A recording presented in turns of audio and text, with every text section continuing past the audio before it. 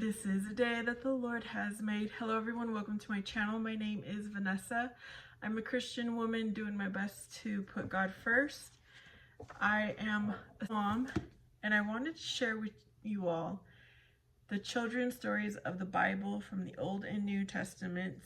It was a book given to me when I was 9 years old, the Christmas I was 9 years old.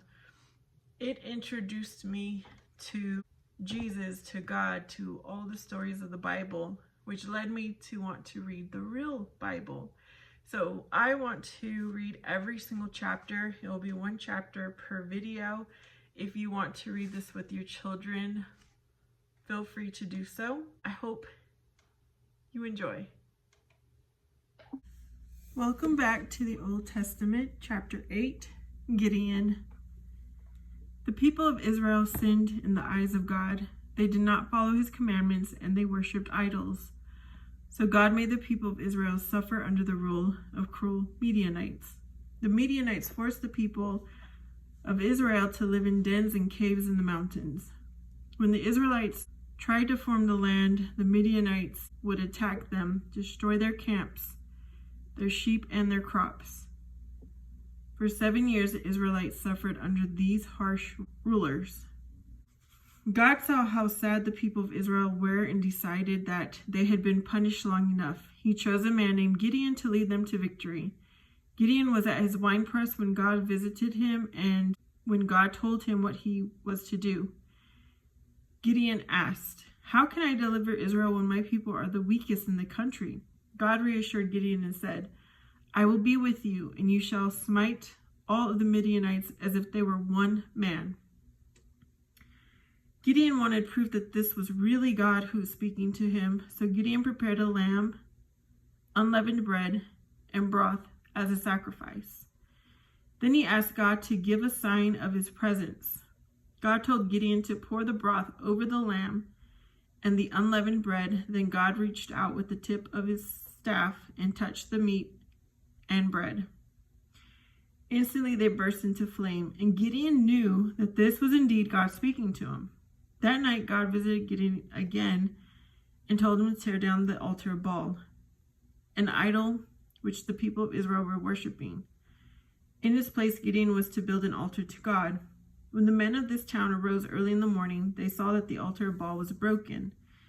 When they found out that Gideon had destroyed the altar, they wanted to kill him. But Gideon's father, Joash, told him if Baal was really a god, then he should punish Gideon himself. Gideon's life was spared.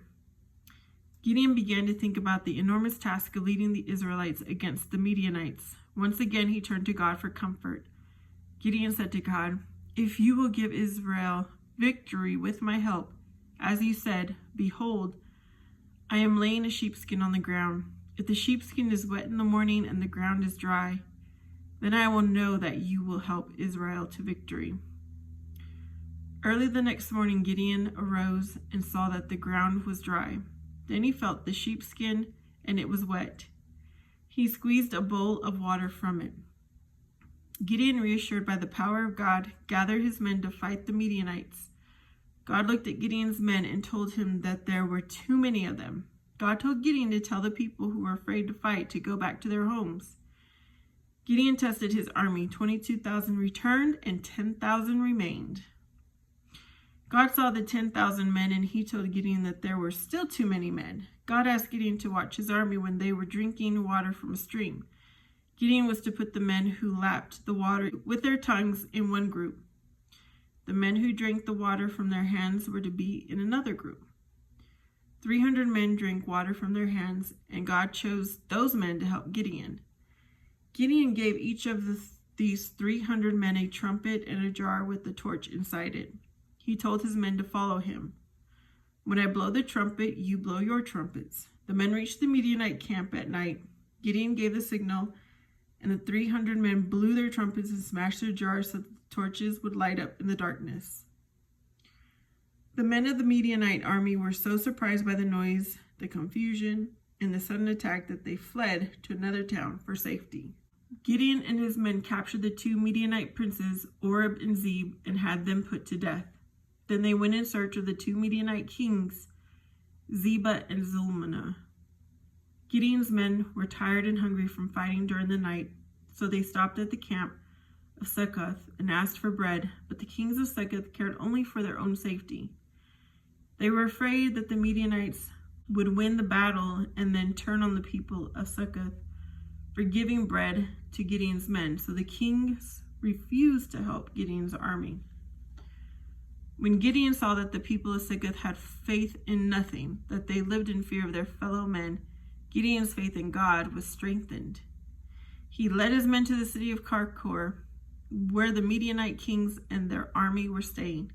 He entered the city by a road that was little used and surprised the Midianite army once again.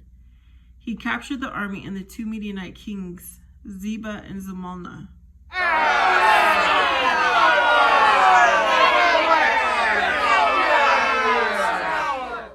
Gideon asked his people to give him all the earrings they had taken from the Midianites. Then he melted the golden earrings and made a statue to symbolize the victory of the Israelites. Once again, the people of Israel were free to live in peace and worship God.